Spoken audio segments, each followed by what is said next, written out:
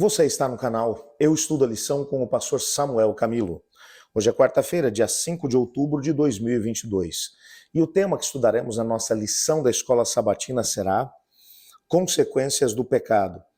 Texto base, Gênesis 3, versos 7 a 19, eu vou deixar para você ler em casa, e Romanos 5, verso 12, que diz assim: Portanto, assim como por um só homem entrou o pecado no mundo e pelo pecado a morte, assim também a morte passou a todos os homens, porque todos pecaram.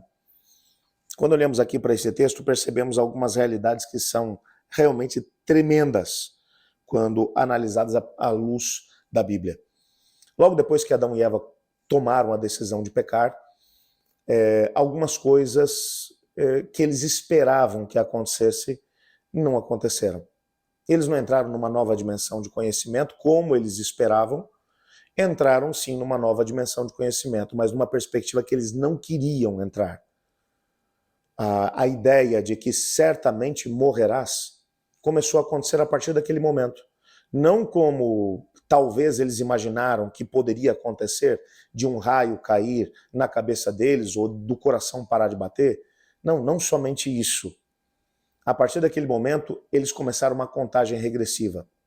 Começaram a visualizar isso já a partir do momento em que cometeram o pecado, quando eles viram flores murchando e árvores perdendo as suas folhas. Principalmente na época do outono, uma das coisas que a minha esposa, Cláudia, ama fazer quando nós chegamos, principalmente em São Francisco de Paula, onde moram o meu sogro e minha sogra, na época do outono existem muitos plátanos em volta do Lago São Bernardo, que é um ponto turístico ali daquela cidade, e as folhas vão caindo. O que ela mais gosta de fazer é caminhar ali em volta do lago e pisando naquelas folhas secas e ouvindo aquele barulhinho das folhas enquanto vão se quebrando, enquanto ela vai passando. Mas eu posso te garantir que o sentimento de Adão e Eva em relação às folhas caindo foi completamente diferente do sentimento que a minha esposa tem hoje. Há um texto que vai aparecer no nosso guia de estudos do livro Patriarcas e Profetas, nas páginas 37 e 38, que dizem especificamente o seguinte: o Jardim do Éden não era mais o lugar bonito e agradável que costumava ser.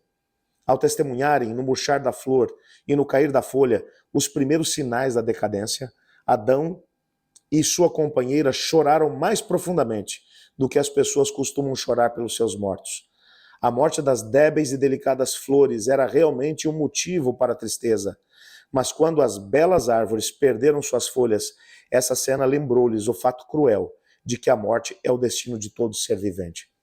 A partir daqueles momentos, aqueles primeiros momentos, quando eles começaram a ver pela primeira vez uma folha caindo de uma árvore, eles começaram a entender: a morte chegou no planeta. O Senhor Deus vem até onde eles estão. A partir desse momento, algumas coisas mudam na natureza da humanidade. Uma teofobia acaba acontecendo, um medo de Deus. Adão e sua mulher Eva se escondem da presença de Deus. Com certeza por vergonha daquilo que eles haviam feito até aquele presente momento, das decisões erradas que haviam cometido. Isaías 59, verso 2, menciona que o pecado faz separação entre nós e o nosso Deus. É como um muro que nos separa de Deus, nos empurra para longe do Senhor. Deus vem até o jardim e ele não desiste. Ele diz: Adão, aonde estás? E essa pergunta não é porque Deus não soubesse aonde Adão e sua mulher estavam, mas a pergunta fazia ou tinha o sentido de fazer com que Adão e Eva parassem para pensar na grande bobagem que eles estavam fazendo, tentando se esconder de um ser que é onipotente, é onisciente, é onipresente.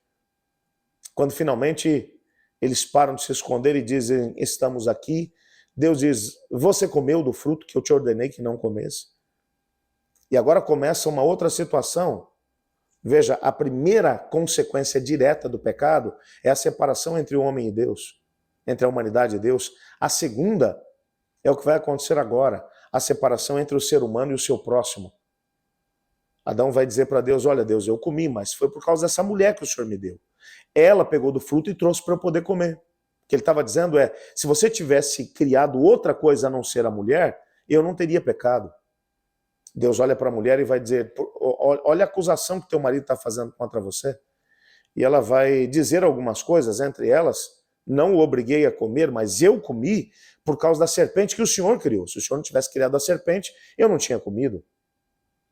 Nesse momento, o Senhor Deus vai trazer diretamente agora as consequências. Veja, o casal estava esperando apenas que a morte chegasse imediatamente na existência deles. E agora Deus vai dizer para eles o seguinte: Adão, já que você resolveu ouvir sua mulher, então maldita é a terra por tua causa. No suor do teu rosto você vai comer do seu pão.